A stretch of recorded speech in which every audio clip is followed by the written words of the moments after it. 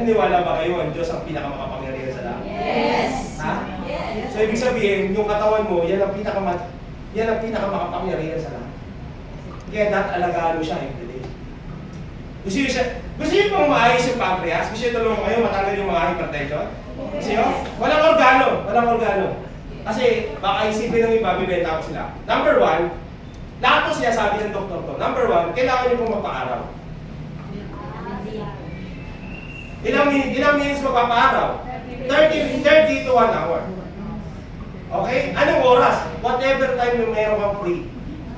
Radyan paano yung tanghali? It's the same araw. Okay, maniwala kayo kasi ang init. Parehas lang yun. Yung tumaas sa taas, ang naiisip nyo mainit yung hangin. Yung araw is the same. Basta huwag kang mababad. Kasi magkakaroon ka ng skin cancer. Get my point? So every day, kailangan mo mag-paaraw. Bakit kailangan mag-paaraw? Kasi kailangan ng cell mo yung tinatawag na vitamin D. Yes, correct. Nagigets nyo?